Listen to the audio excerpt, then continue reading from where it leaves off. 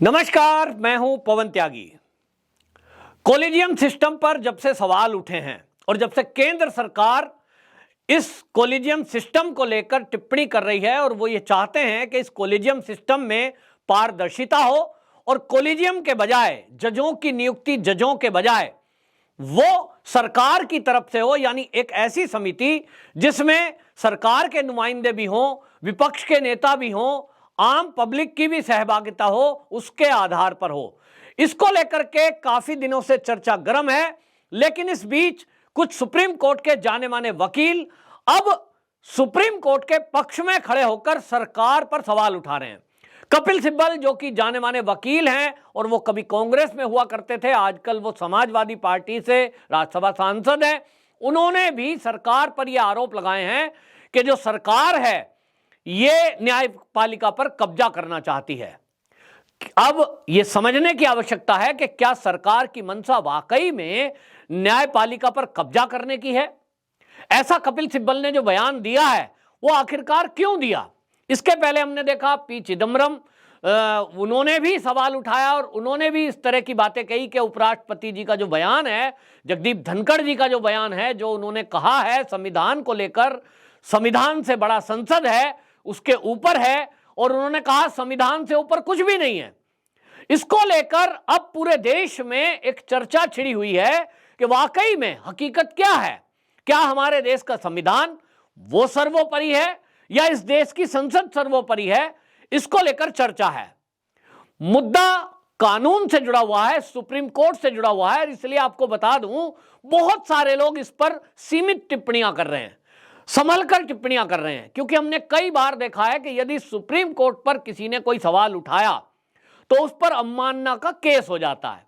ऐसे में अब यह दिखाई दे रहा है, और यह आज ही नहीं पहले से हुआ है, कि जो आज सरकार में लोग बैठे हैं, जब इमरजेंसी लगी थी और जब उस समय प्रधानमंत्री 1975 के समय में इंदिरा गांधी थी और उन्होंने इमरजेंसी लगाकर इस संविधान पर कैसे प्रहार किए थे, कुछ कानूनों को बदला था, संविधान की मूलभूत जो उसकी चीजें हैं उनको भी परिवर्तन कर दिया था और अपने अनुसार जो उनको सूट करता था वो नियम परिवर्तन कर दिए। इंदिरा गांधी के समय में इस संविधान का जो मूल अवधारणा है उस पर प्रहार करते हुए कैसे कानून बदले गए, उस समय कोई इस पर टिप्पणी नहीं कर रहा था, क्योंकि देश की प्रधानमंत्री जो थी इंदिरा गांधी, उनके सामने किसी की बोलने की शायद हिम्मत नहीं थी। मैं शायद शब्द इस्तेमाल कर रहा हूं, लेकिन उस समय विपक्ष था और विपक्ष ने सवाल उठाए और इंदिरा गांधी के बदले हुए कानूनों को जब जनता पार्टी की सरकार आई उनको पलट दिया गया।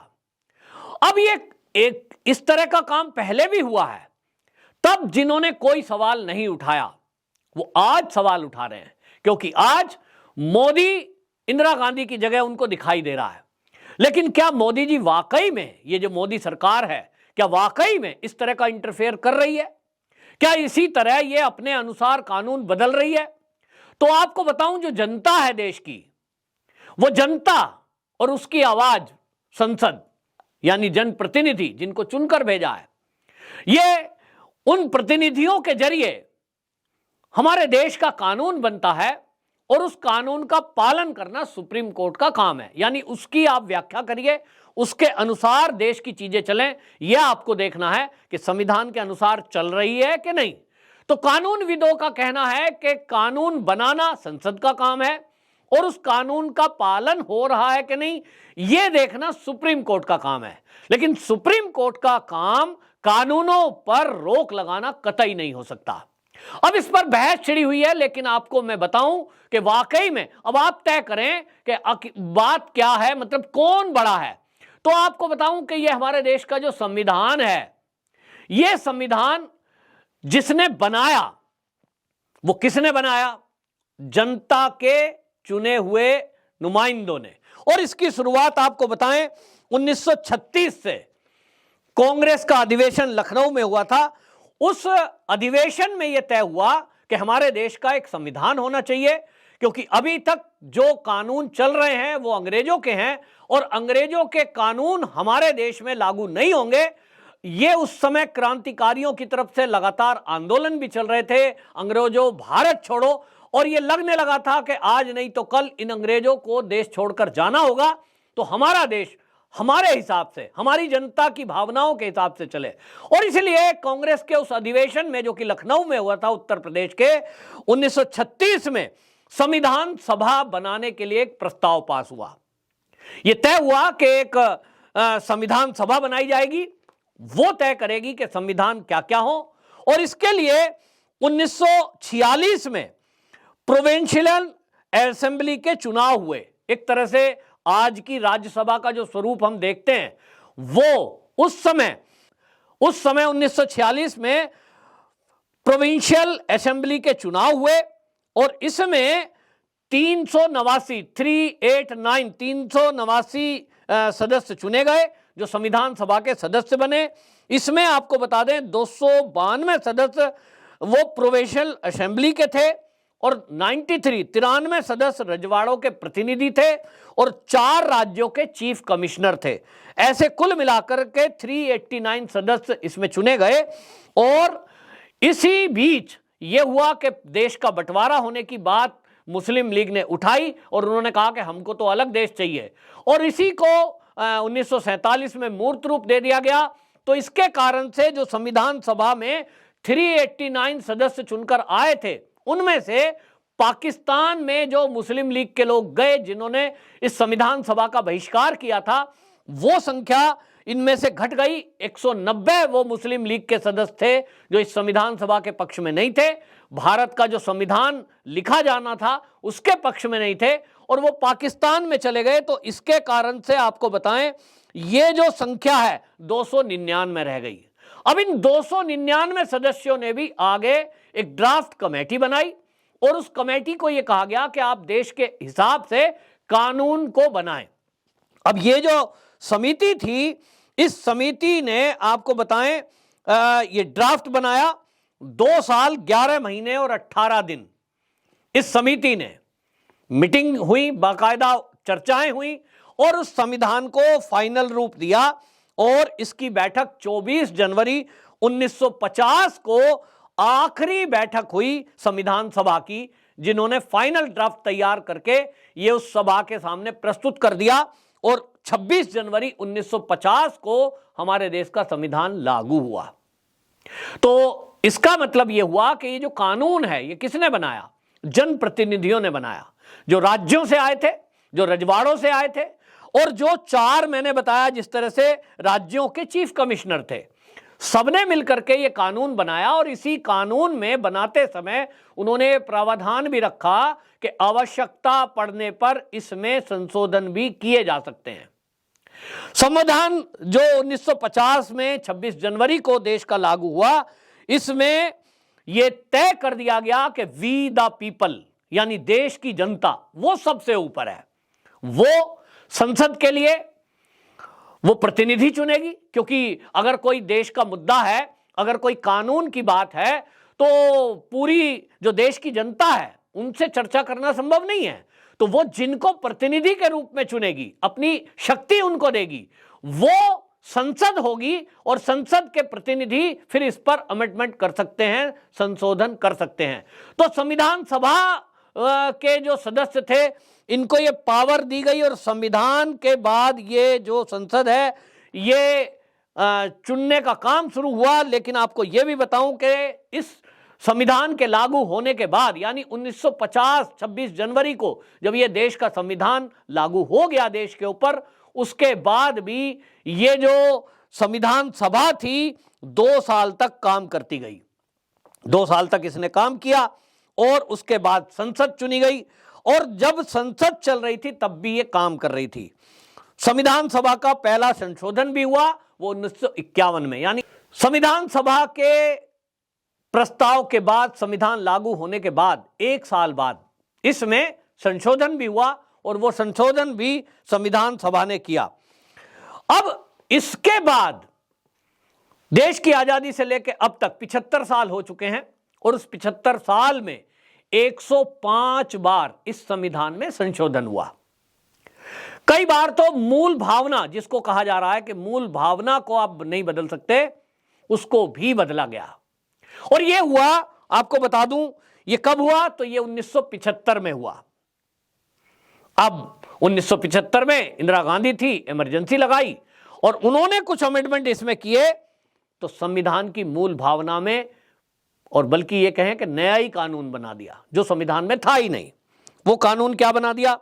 उन्होंने अनुच्छेद 39 और 40 में संशोधन कर दिया और उन्होंने कहा कि देश के प्रधानमंत्री, देश के उपराष्ट्रपति और लोकसभा अध्यक्ष, उनके चुनाव को किसी भी कोर्ट में चुनौती नहीं दी जा सकती। सुप्रीम कोर्ट तक भी उनकी सुनवाई नहीं कर सकता, उनको चुनौती नहीं दे सकता। यह अमेंडमेंट इंदिरा गांधी ने अपने हिसाब से किया क्योंकि उनको लग रहा था कि इमरजेंसी के हटने के बाद जो चीजें उन्होंने की हैं कहीं उनके ऊपर केस न चल जाए। इसके अलावा राष्ट्रपति 2 साल के लिए अपने हिसाब से इस संविधान में कोई भी परिवर्तन कर सकते हैं कानून में। यह उन्होंने अमेंडमेंट किया। अब यह नया है, यह उस संविधान सभा ने नहीं बनाया था, लेकिन इंदिरा गांधी ने बनाया और 1975 में यह किया। इसके पहले जिस केस का हवाला आज दिया जा रहा है 1973 के उस केशवानंद भारती के केस में, जिसमें 13 जजों की खंडपीठ थी, उसका जो हवाला दिया जा रहा है कि साहब वो कानून बन चुका है 1973 में जिसने ये कहा कि संविधान की मूल भावना को परिवर्तन नहीं किया जा सकता। केशवानंद के केस के जो सुप्रीम कोर्ट के फैसला है उसके 2 साल बाद इंदिरा गांधी ने इसको बदल दिया। कोई नहीं बोला, कोई नहीं बोला। हां, यह बात जरूर हुई कि उसके बाद जनता पार्टी की सरकार आई और जनता पार्टी की सरकार ने इंदिरा गांधी के उन कुछ फैसलों को बदल दिया। तो इंदिरा गांधी ने बदल दिया केशवानंद के फैसले के बाद, फिर जनता पार्टी ने बदल दिया और जैसा मैंने कहा कि अब तक 105 संशोधन हो चुके हैं। आप मूल भावना के नाम पर कुछ चीजें छोड़ दीजिए, बाकी बदल दीजिए। और यह सुप्रीम कोर्ट ने अपने हिसाब से, फिर केशवानंद जो थे उस केस में बाकी चीजें छोड़ दी कि इसमें और बाकी क्या क्या हो सकता, तो सुप्रीम कोर्ट अपने हिसाब से ऐड करता रहा और कहीं ना कहीं कार्यपालिका में सीधे सीधे दखल होता रहा। ये चीजें होती रहीं और सुप्रीम कोर्ट की शक्ति बढ़ती गई। तो सुप्रीम कोर्ट को यह लगने लगा कि हम तो कुछ भी कर सकते हैं, संसद है या राज्य है, इनके कोई भी प्रतिनिधि हैं, अगर वो कानून बनाते हैं तो हम उस पर बात करेंगे और आवश्यकता पड़ेगी तो रोक भी लगा देंगे। कई बार रोक लगाई भी गई है।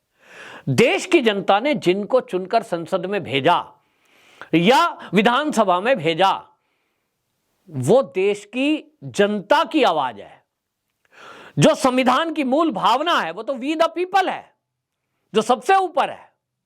और जब सबसे ऊपर है तो एक बात और उठती है कि संविधान से ऊपर संविधान के बनाने वाले हैं, कि जिन्होंने बनाया, जिसको बनाया वो ऊपर हो गया। एक बड़ी बहस है। तो अब आप समझिए, मैं किसी चीज को बनाता हूं, वो मेरे से ऊपर कैसे हो जाएगी? मैंने अपनी सुविधा के लिए बनाई। तो जनता की सुविधा के लिए संविधान, जो आपको बता दें बनाया गया संविधान सभा के द्वारा, वो संविधान सभा कौन थी? वो संसद ही तो थी। इसी तरह प्रतिनिधि थे, चुनकर आए और उन्होंने बनाया और बनने के बाद, लागू होने के बाद 2 साल तक काम किया, अमेंडमेंट भी हुए। आज जब मोदी सरकार कोई परिवर्तन करना चाहती है तो यह गलत कैसे हो सकता है? 1973 के केशवानंद जी के केस के बाद जब 1975 में इंदिरा गांधी बदल सकती है, जनता पार्टी बदल सकती है, शाहबानो के केस को पलटने के लिए सुप्रीम कोर्ट के ही बनाए हुए कानून को यह कांग्रेस संसद में बदल सकती है, तो आज मोदी सरकार क्यों नहीं बदल सकती? सवाल तो यही है। मोदी जी जो करें वो गलत, कांग्रेस जो करती आई वो सब सही, जनता पार्टी ने जो किया वो सब सही। ऐसा कैसे हो सकता है? या तो सारे ही मामले खराब है या तो सारे ही मामले ठीक हैं। तो आज जो देश के उपराष्ट्रपति जी ने बयान दिया कि संसद से ऊपर कोई नहीं, यह संसद क्या है? संसद जनता है, संसद वी द पीपल है, जनता के द्वारा चुना गया है। तो इनकी बात इस लिहाज से बिल्कुल ठीक है। लेकिन आज जिस तरह से सुप्रीम कोर्ट के कुछ वकील, कुछ विपक्ष, कुछ नेता इस पर ये कह रहे हैं कि साहब ये गलत है, ये टिप्पणी गलत है, राष्ट्रपति जी उपराष्ट्रपति जी पर सवाल कर रहे हैं, तो फिर तो इसका मतलब ये हुआ कि इस देश में कोई भी अपने हिसाब से काम करेगा। राष्ट्रपति पद की कोई गरिमा नहीं है, उपराष्ट्रपति पद की कोई गरिमा नहीं है, देश के चुने हुए प्रतिनिधियों की कोई पावर नहीं है। ऐसा कैसे हो सकता है? देश सबसे ऊपर है, देश की जनता। देश की जनता की ताकत यह है कि उनको लगता है कि कोई सांसद काम ठीक नहीं कर रहा, उसको बदलने की शक्ति है। और यही लोग, ये राष्ट्रपति हो या उपराष्ट्रपति, इनको भी बदलाव करते हैं। तो सुप्रीम कोर्ट में बदलाव ये फिर संसद क्यों ना करे? कपिल सिब्बल हो चाहे पी चिदम्बरम, ये जिस तरह की बातें उठा रहे हैं, इससे केवल एक बात होती है कि जब ये सत्ता में थे तब सब ठीक हो रहा था। आज मोदी सरकार जनता की आवाज पर, जनता की इच्छा पर अगर इस कोलिजियम सिस्टम में, जजों की नियुक्ति में कुछ बदलाव करना चाहती है, पारदर्शिता लानी चाहती है, तब फिर यह गलत कैसे हो सकता है? और इसीलिए अब देश की जनता को अपनी आवाज ये आगे बढ़ानी होगी। और इसका तरीका क्या होगा ये मैं नहीं जानता, लेकिन ये जरूर बताना पड़ेगा देश की जनता को कि जनता क्या चाहती है। तो मैं जैसे कि जनता हूं, और मैं तो जनता की आवाज सुनता भी हूं, मीडिया और सोशल मीडिया और आम पब्लिक पे यदि आज आप सर्वे कराएंगे, अधिकांश लोग देश के ये चाहते हैं कि वाकई में जजों की नियुक्ति जज ना करें। जज का बेटा जज बनता रहेगा, ये कोई नहीं चाहता। जब मोदी सरकार वंशवाद पर प्रहार कर रही है, राजनीति को शुद्धि कर रही है, तब फिर न्यायपालिका इससे अछूती क्यों रहे? सवाल तो यह है। तो इसलिए मेरे हिसाब से तो संविधान सबसे ऊपर है, क्योंकि संविधान सबसे ऊपर है, लेकिन संविधान के बनाने वाले संसद सबसे ऊपर है, क्योंकि संसद ने ही संविधान को बनाया है। तो इसलिए जो जगदीप धनखड़ जी की टिप्पणी है, मेरे हिसाब से मुझे वो ठीक लगती है। और जो मैं पब्लिक की राय देखता हूं मीडिया में, सोशल मीडिया में, पब्लिक भी यही कहती है कि जो जनता है देश की, वो सर्वोपरि है, उससे ऊपर कुछ हो नहीं सकता। तो देश की जो सुप्रीम कोर्ट है वो जनता के ही पैसे से तो चलती है। ये देश की संसद, ये जनता के पैसे से ही तो चलती है। हमने अपनी सुविधा के अनुसार नियम कायदे बनाए हैं, लेकिन समय पर हम इसमें बदलाव भी करते हैं जैसा समय रहता है। तो बदलाव ये प्रकृति का नियम है। तो बदलाव जब कार्यपालिका में हो रहे हैं, राजनीति में हो रहे हैं, तब फिर न्यायपालिका में क्यों नहीं? ये सवाल है। इस पर अब जिस तरह से कुछ वकीलों के बयान आ रहे हैं वो भी आपत्तिजनक हैं, क्योंकि आज उपराष्ट्रपति की टिप्पणी पर वो सवाल उठा रहे हैं, कल को वो राष्ट्रपति पर सवाल उठाएंगे। तो फिर सवाल ये है कि आप इन पर सवाल उठा सकते हैं, राष्ट्रपति उपराष्ट्रपति पर, तो फिर सुप्रीम कोर्ट पर क्यों नहीं? जनता यही जानना चाहती है। और इसलिए जनता का कहना यह है कि ये जो लॉबी है, ये लॉबी केवल अपने हिसाब से चीजों को तोड़ मरोड़ती है। जो इनको अपना लाभ दिखता है, अपना स्वार्थ सिद्ध होता दिखता है, उसके हिसाब से बोलती है। मोदी सरकार का जो फैसला है कि एक समिति बनाई गई थी एनजेसी, और उसके जरिए जजों की नियुक्ति हो, जनता के हिसाब से वो सही कदम है, क्योंकि उसमें सरकार के नुमाइंदे, जनता के नुमाइंदे और विपक्ष के नेता भी शामिल हैं। और ऐसा नहीं है कि न्यायपालिका को दरकिनार कर दिया गया है, उसमें सुप्रीम कोर्ट के भी नुमाइंदे हैं, यहां तक कि सीजेआई भी हैं। तब फिर न्यायपालिका को कुचलना या कब्जा करना ये कैसे हुआ? कपिल सिब्बल जी कह रहे हैं कि ये कब्जा करने की नीयत है। कब्जा तो ये होता है कि कोई मोदी सरकार ऐसा कानून ले आए कि भाई सुप्रीम कोर्ट कुछ नहीं होती है और हम जो कहेंगे वही सही।